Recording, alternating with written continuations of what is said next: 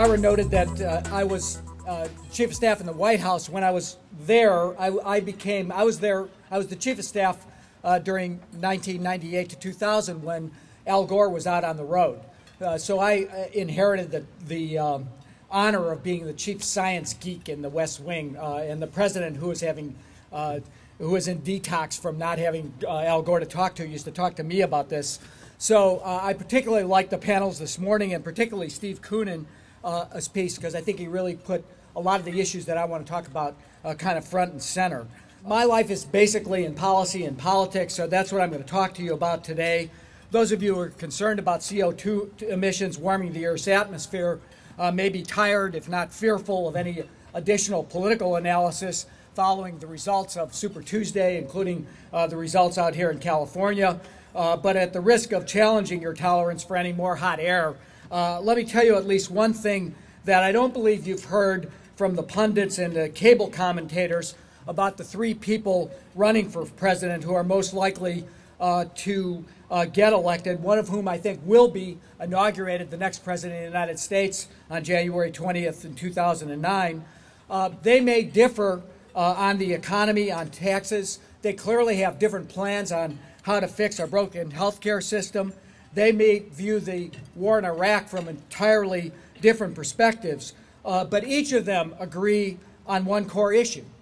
Senator McCain, Senator Clinton, and Senator Obama agree that greenhouse gases cause global warming, and all three of them have cap-and-trade proposals that they will ask the 111th Congress to enact next year. Think about that. The era of denying climate change in Washington is happily coming to an official end on Election Day. The logic for that is overwhelming. The scientific debate is, as you all know, over. The public's ready for action. There are clear and convincing proposals for rolling back emissions, and there's significant and substantial argument that just as the internet was the driving force behind growth of jobs and productivities in our economy for the last couple of decades, the advent of clean energy technology can be at the center of an era of economic growth in the next decade. And if the environment, economic, and political logic of taking those steps wasn't enough, I believe the world's waiting for us in the U.S. once again to lead on these issues. And I think a central task of the next president of the United States in restoring the United States' image and influence in the world, which has taken a bad hit since the advent of the war in Iraq, is providing leadership to mitigate the potentially catastrophic effects of climate change. The United States is in an extraordinary position to lead the fight against global warming. As the world's richest and most powerful and most innovative country, we have the most efficient capital markets. The U.S. has substantial leverage at its disposal to bring about global change. This requires that we first, I think, restore our own credibility as a nation on the issue by demonstrating a serious commitment to reducing our own emissions and by investing in clean, renewable energy. Last month, we learned that the Western Antarctic ice sheet is melting at faster rates than any of the models that had predicted. The sea level rise that predicts now is on the order of 2 meters this century, by the end of the century. In the earlier IPCC modeling, we were talking about inches, maybe 10 inches, or maybe 2 feet. Now we're talking about 2 meters, a 6-foot sea level rise within the century. That would mean severe damage to cities, to trading centers, to agricultural production, and coastal ecosystems around the world. Worldwide, we're already experiencing some of the economic consequences of climate change, ranging from more intense storms and droughts to food shortages. All of the cable networks at least now have people probably full-time just doing the weather these days.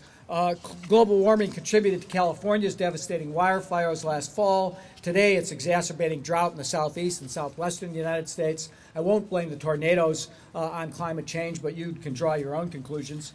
Add to that fact that Americans have already burdened by near-record oil prices, high gasoline and electricity prices, and our addiction to foreign oil has only increased even as oil has become more expensive. Since 2000, we've gone from importing about 51% of our oil to 62%, and that projection is going up. This compromises our national security in two ways. First, it ties us to unstable regimes, and second, it contributes to global warming which creates further national security challenges. Within the next 2 decades, we'll feel the very real national security consequences of global warming. I think this is becoming a topic now that's finally being debated in Washington, really led at the Pentagon. We're going to see climate-induced human migration, increased food shortages, water scarcity, destructive weather events, the spread of disease, and increased competition for natural resources, as Dr. Coonan noted earlier. Those effects will be concentrated in what are already the most dangerous places on the globe. Think about it, from the eastern Mediterranean to South Asia, from Bangladesh to the Middle East, the Horn of Africa, Nigeria. Those are the places that are going to be most hard hit and most quickly hit. If you think about another place that I've done some work on and concentrated on is China. We think about China as part of the problem of putting CO2 now in the atmosphere. It's past the U.S. in total greenhouse gas emissions.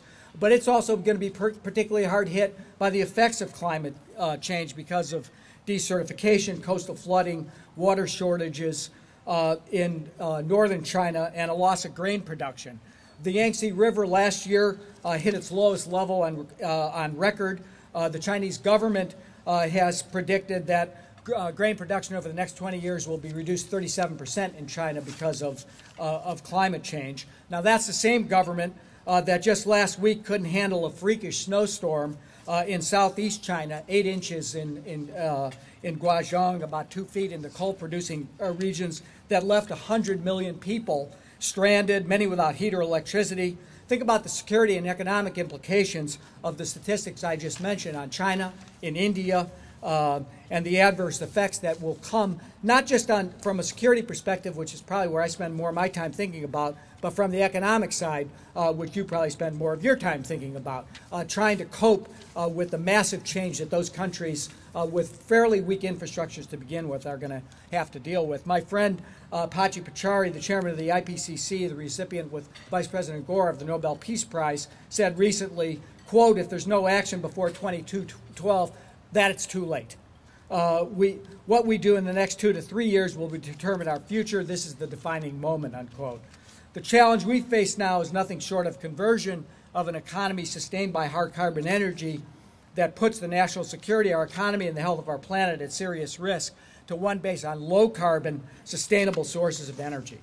This undertaking is enormous in scale. I think again, if you listen to what all the presentations this morning were talking about, to get to 80% reductions of CO2 levels below 1990 levels by 2050, that's an enormous transformation. But I think it's also a tremendous opportunity, and that's why this conference is so important, and the work that you're all doing is so important. John Doerr, of course, has called clean energy the largest economic opportunity of the 21st century. And I think the good news is that while we've lacked, in my view, presidential leadership on climate change, the wheels have been set in motion towards a low-carbon economy through actions by the private sector, people in this audience, by city and state governments, recently with the political shift on Capitol Hill. And I think we can only expect more because of the upcoming presidential elections.